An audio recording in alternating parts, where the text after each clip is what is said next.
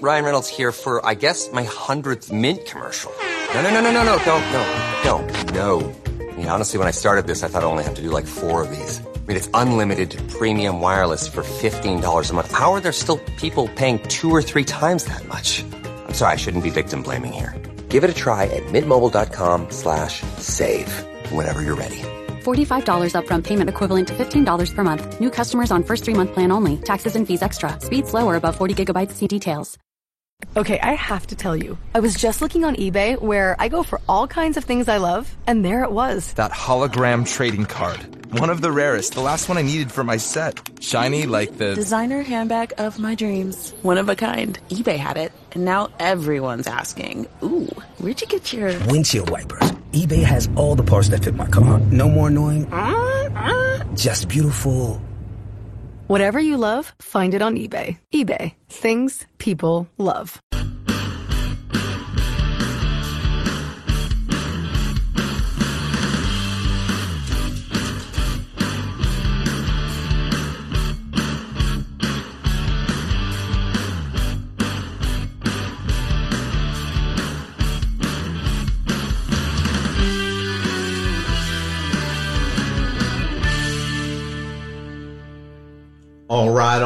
All right. Welcome back. Fit Nation. All right, today we have another amazing veteran to come on our show, the Misfit Nation. If you're like most high-performing leaders, you're tired of being pulled in multiple directions with zero time left for yourself.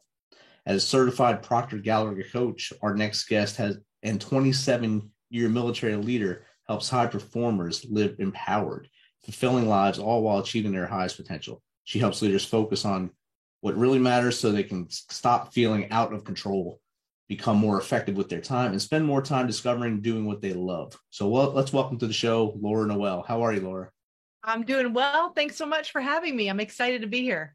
I'm glad we got connected through the interview valet, and I get to see more veterans that are doing great things for our fellow veterans as well as others out there in the corporate world. That is so great. I know. I love doing this work and getting to connect with people that I otherwise never would have. And it's really cool to see a lot of veterans branch out and do entrepreneurial things. And then it's really even more awesome to see veterans helping other veterans do the same. Yeah, it kind of makes your heart pound a little bit when you see the veteran community come together to help each other, no matter how long you've known each other. Even if you just met, it's like you've known each other forever. Once you say, I'm a veteran, there's like that bro hug comes in there and you get the high five, you go out and have coffee, beer, whatever. And all of a sudden you're best friends for life. It's great. Yeah. So Laura, if you don't mind, just tell us a little bit about yourself from as far back as you want to go through your service to where you are now, and introduce yourself to the Misfit Nation.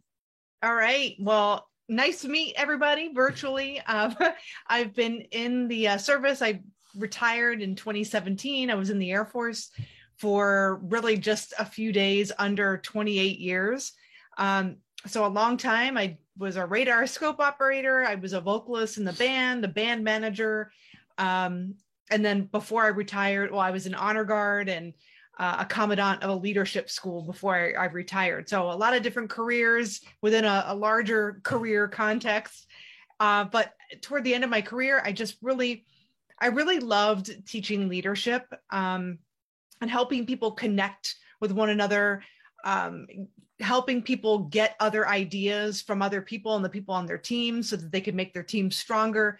That really resonated with me. And so when I retired, I decided to start my own coaching and consulting business in the same kind of way, coaching and consulting with leadership of self, helping other people transition, whether it's out of the military or from a job into entrepreneurship or a leadership position, helping people get into the mindset of that so that they can fill those roles or courageously step onto that path, feeling good and being successful with it.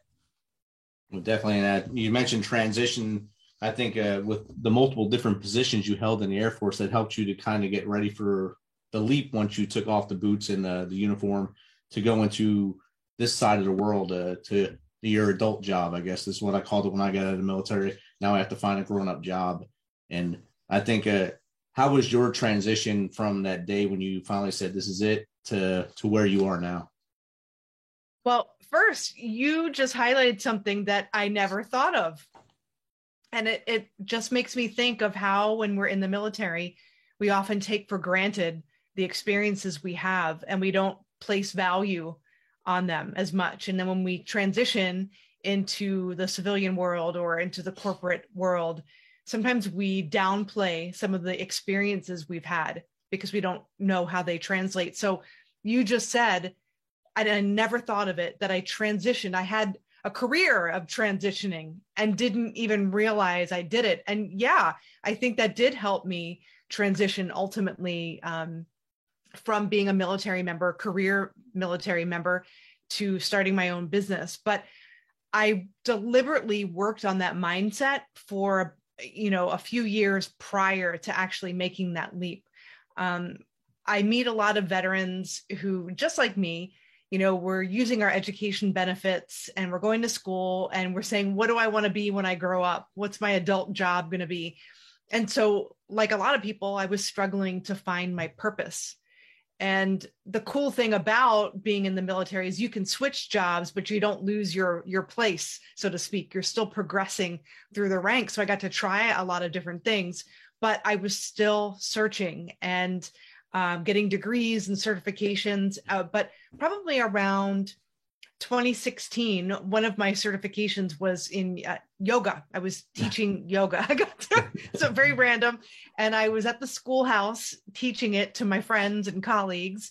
Whoever wanted to come to the schoolhouse after hours, I would just do a class once a week. But I noticed how it was improving people's lives and their health and their well-being. And so I thought, gosh, if I could bottle this up in a curriculum, I'm all over it. This is my purpose. So once I made that decision in my mind, this is it, the people and the resources were in front of me all along. Like I just noticed them and capitalized on that and got the support, got the training. And then I got certified to coach in the Proctor Gallagher Institute, the mindset piece of it. And the rest is history.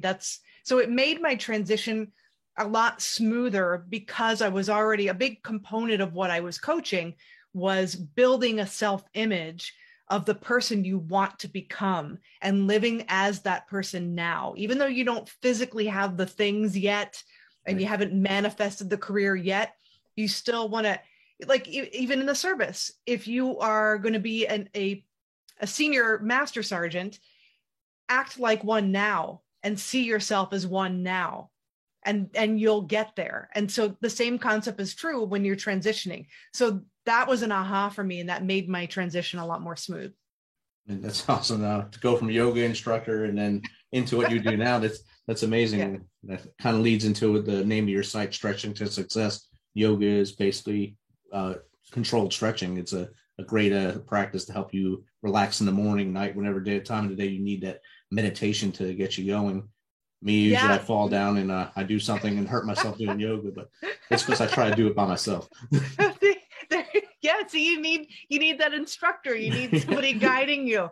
But it's, I like the yoga piece of it too, because it's, and even though I'm not teaching the physical practice of yoga, a big component of it is your mind. And that's you're stretching your mind into what's possible and not just what's in front of you, or not just what you've done over the past 20 years, 30 years, right? Because you're so much more than that, so much more vast. And I think it's a lot of veterans get into that little scope, that aperture is like this big. This is who I am. I've done this for 20 plus years. That's all I am. That's all people recognize me as. But if you just let down that aperture and let yourself be open and free, you'll be able to find a lot more things. And then like you did, starting your own business, and now you're successful on the other side of the fence, basically helping others. What was your aha moment? The first customer that you had, was that an awesome moment when you finally landed that first client and you were able to give them their aha moment?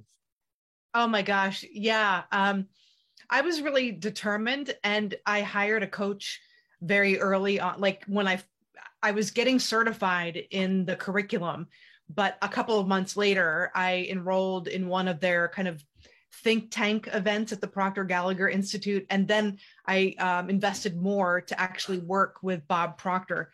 So I didn't overthink it. Sometimes we can overthink it and think that we have to, after I get the certification, after it's completed, then I'll get my first client. No, I just look at all these years of experience I already have. Look at all the years of experience people serving already have.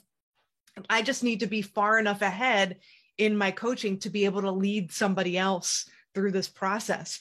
And so because I had a coach and because I put myself on the hook, so to speak, and invested in that way, if that dude told me to stand on my head and sing the alphabet backwards, I would have done it. And so I didn't have time to think. I just moved. I just got into action and moved.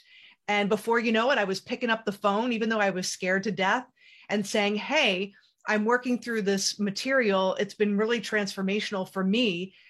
Would you be open to having coffee with me? I think it would resonate with you. Can we connect? And that's how I started. And I would have coffee with people. It connected with people. They came on board as clients, and it was exhilarating. It was like, oh my gosh, I get to do what I love. And it doesn't even feel like work, but that's possible when you're doing something that you love. It doesn't have to feel like a grind, It's something that you look forward to when you wake up in the morning. You wake up and you're just ready to go because you have that passion to go forward every day. And it's awesome when people like you or myself, even now, my day job and this, I wake up just invigorated to go, and I'm just happy every day. I try to live every day in the moment, not worry about what happened yesterday, just do better today. Yeah. And I think you had leadership experience you were in 27 years. I'm sure the first year, like most of us, we didn't have anyone that we were in charge of, but as you go a year in the military, they usually give you some responsibility. So 26 years or so, you were a leader. So that's a lot of time to grow your coaching ability at that point. Do you kind of fall back on anything you learned in the military to help you coach people as well as the Proctor Gallagher approach? Yeah, absolutely. I mean, it's the yoga philosophy. It's the years of being in the service and being a leader and running a learning institution, also, I mean, I'm back in school. I'm an avid learner. So I'm, getting a doctorate in psychology and leadership psychology. So all of that combined, the life experience, it all comes down to it. So it's exciting. And I love one thing that you said, you have your job and your podcast. You can find your passion. You don't have to be an entrepreneur to find that passion. It can be in anything that you're doing, as long as you love it and you're doing it with excellence and it's filling your soul in your cup. You'd mentioned earlier that sometimes people, they're not really sure what they want. And then they transition into a job that maybe it was the job they were doing before, but they didn't really like it that much. But they can do anything that they want to do. It doesn't have to be because you've had the skills and you've been in for so long that's the only path you can follow. It's really just figure out what you're passionate about. So I love that you brought that up. Yeah. I think there's a stat out there that most veterans, when they get out of the military, after they transition, they usually quit their first job within a year because of that same factor, that they just rushed into something to keep an income or think that they had to take that first job, and they quit because they're just miserable until they find something they're passionate about. And then they're able to wake up each day with joy and like you said, have a full cup and drive forward. Mm-hmm. So in your bio, it talks about the imposter syndrome. You want to explain what that is and how you can truly live your life to the highest potential as you break free from it? Yeah. And imposter syndrome is kind of that feeling that you're reaching these levels of success or getting the accolades, but on a deep level, you feel like you're a fraud, you're an imposter, and all of your successes must be a fluke. It's not real. And if people are going to find you out, and I lived that way for a long time, even I got up to E9 and I still felt that way up to a certain point until I started working on my mindset. And then I could really settle into it and feel comfortable. And when people feel like that, they're not serving at their highest potential. They might walk, talk, and act, and they look like they have it all together. But even though we look from the outside looking in like we have it all together, there's so much more to do. There's so much more growth that we can have. And so when somebody's stuck feeling that imposter syndrome,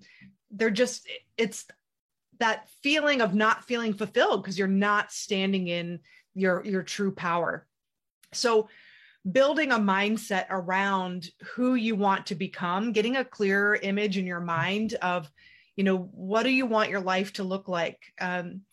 How do you want to be of service in the world and in your community?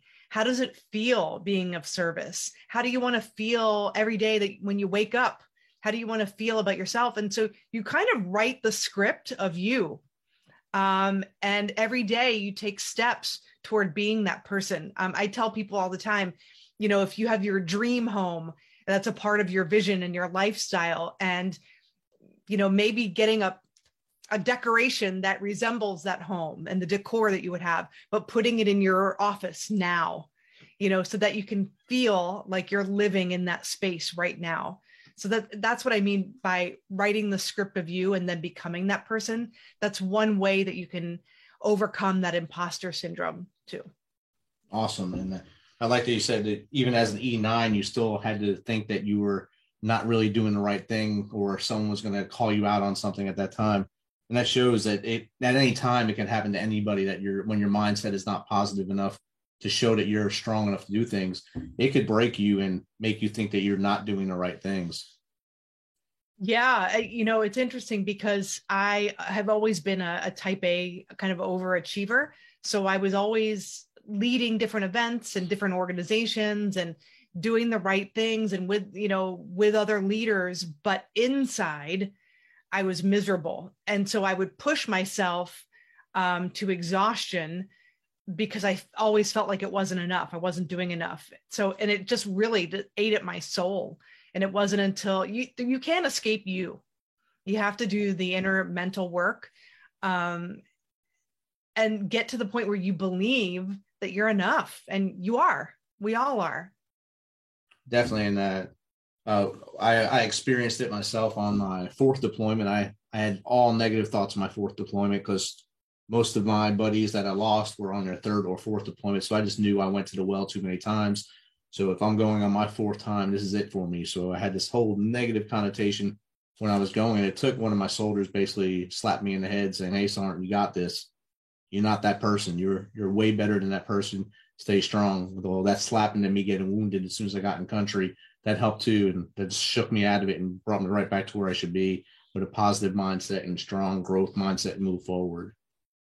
Wow. That's really profound because, a lot of people stay stuck in that old mindset that keeps them doing the same thing. And usually you can change it either through an emotional impact, which that happened to you, or through deliberately repeating something like an affirmation with feeling over a period of time.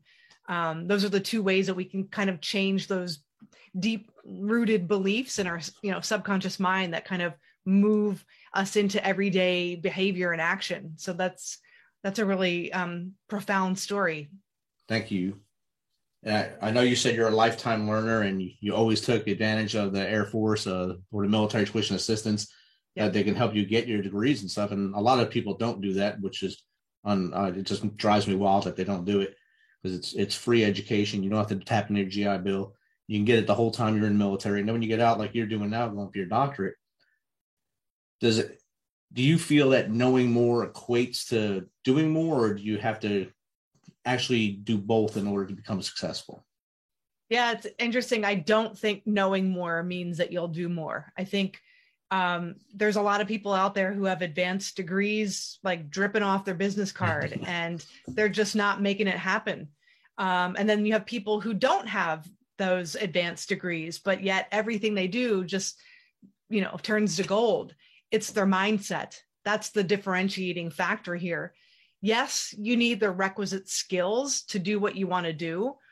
But if you really want to do something and you have a vision or a goal to do something, if you don't have those skills or the background, don't let that stop you. It doesn't matter. You can acquire those skills, and it might not be you yourself getting the degree. It might be teaming up with somebody who has that expertise. So it might be building a mastermind of people around you. So no, I think education is important. I don't think that it means that you're going to do more, because those people still have those mindset blocks. And in fact, when I was retiring, I talked to my coach because I wanted to get a doctorate then. And he said, are you doing this because you think you need it? Because I had this I'm not enough in my mind, or because you want it? And I'm like, dang, I was doing it because I thought I needed it. And so here we are. That's back in 2017 when I retired and started the business. Now I want it. And I found a program. I mean, it's like neuroscience of leadership and psychology. And like, I'm such a nerd with that stuff. And it's right here in the Boston area. So I was like, I'm all over it. I only have like 13 months of my GI Bill left. And I'm like, I'll figure it out. I'll figure it out, just jump. I'll figure the other 2 years out. But yeah, so it doesn't equate to you doing more. So, but again, you need the requisite skills, whether you have them or somebody else does. Education is important because it helps you grow. Really. Definitely. It helps you learn more. Mm-hmm.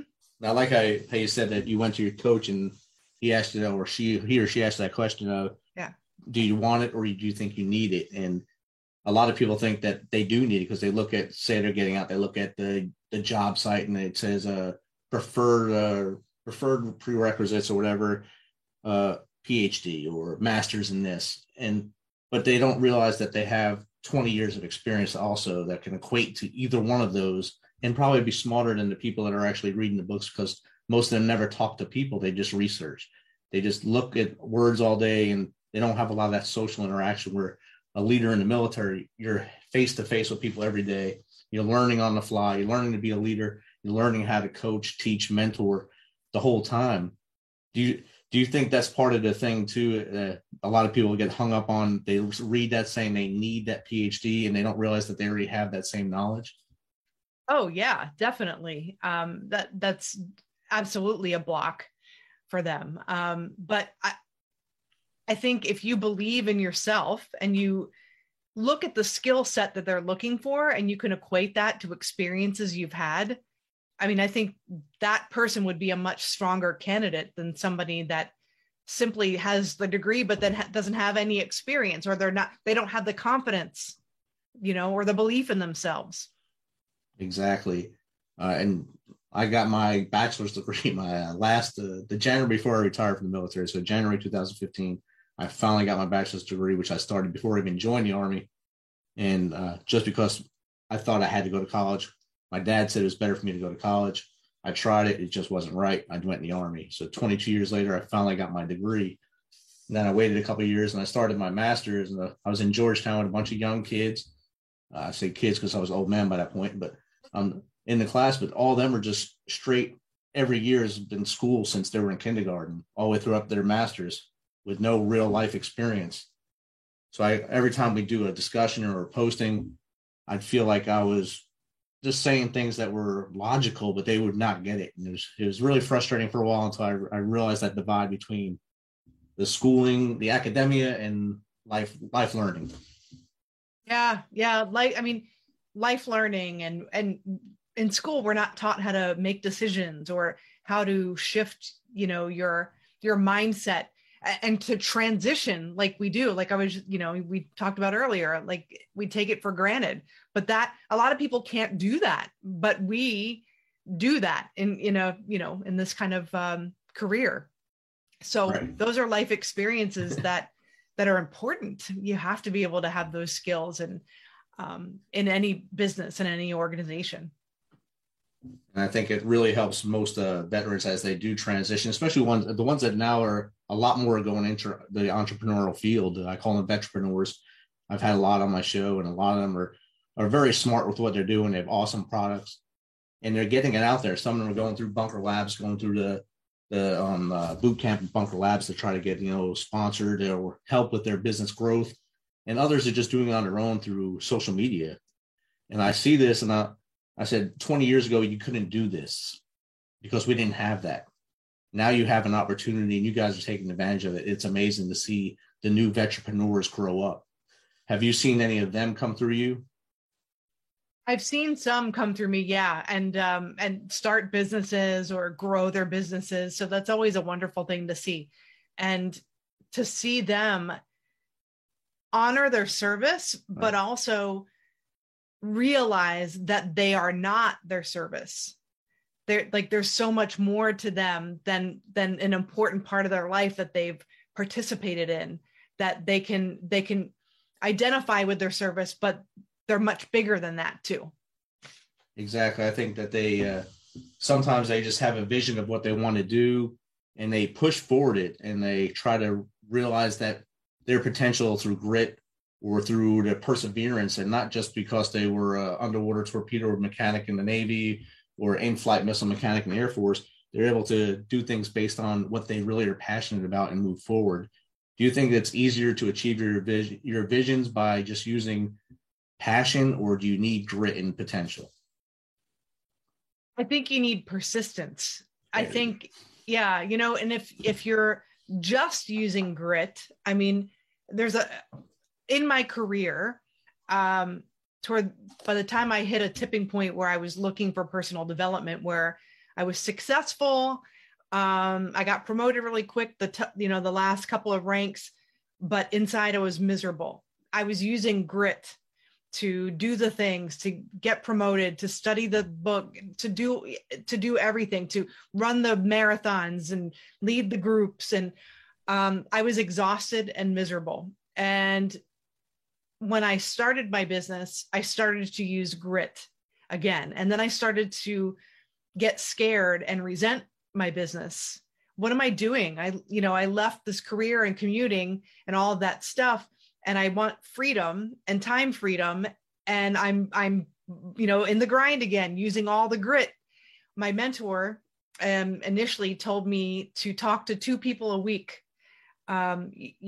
with coaching. And if I didn't move one of them every week, then I needed to work on how I articulate how I can help them. And that's when I had the most growth, when I wasn't, pushing through and just grinding it out. I was relaxing. I was thinking. I was enjoying my big business. I was enjoying the time that I said I wanted off to be with family and to travel and to do all those things. So I had the vision of my life and I was living it. Whereas before I was like in that grit, like I always was, because that's what I knew. Right. And it just, I saw myself creating a painful experience. So grit, I prefer persistence, because you have to be persistent, but I feel like it's more persistent in your thoughts than actual doing, because I do far less, but I know how to leverage other opportunities. I don't leverage all of them. All right. That's outstanding.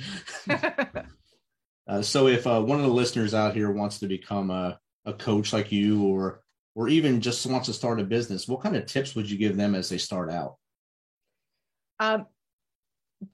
I see a lot of people wanting to be entrepreneurs, and they're going down different paths of digital entrepreneurship and things like that. And I always ask them, what do you want? Are you doing it because you want the money, or are you doing this because you want to do this work? Right. So I always caution people not to go down a path because you think that's the path that's going to get you money. Like, do something that you believe in and that you're passionate, because that's what you're going to get really good at. Coaches, people ask me, what certification should I get? And I always come back to them. Who do you want to serve? Because that's going to tell you, what kind of training you'd want to get. Do you want to be a health coach? Do you want to be an executive coach? Do you need a certain certification for what you're doing? But don't get all of the certification. I know, because I was always getting all the certifications, but figure out who you want to serve first, and then go down that path. Don't try to serve everyone, because if you try to serve everyone, you're going to serve nobody. Exactly. You want to just serving no purpose. Right. Yeah. So how does someone get in contact? What's the best way to get in contact with you, to have you consult them, or to just give them pointers?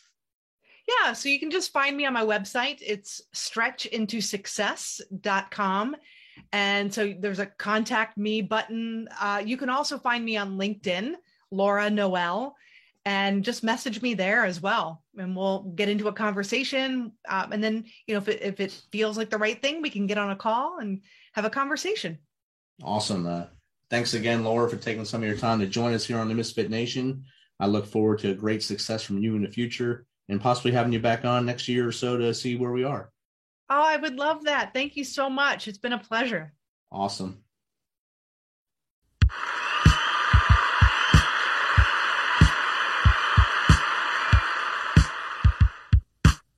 You know how we do this. Thanks for taking some of your time to spend with us on Misfit Nation. Be sure to hit that subscribe button and share the link as much as possible. If you want to, please become a supporter to help us carry this thing on. We appreciate you. If you know someone that brings that energy, has a great story, is an up-and-comer in the industry of music, in the arts, have them reach out to us on themisfitnation.com. We will get back to them within one day and get them on here so they can share their story with the world. As always, till next time, be humble, stay hungry, and keep hustling, because we are Misfit Nation.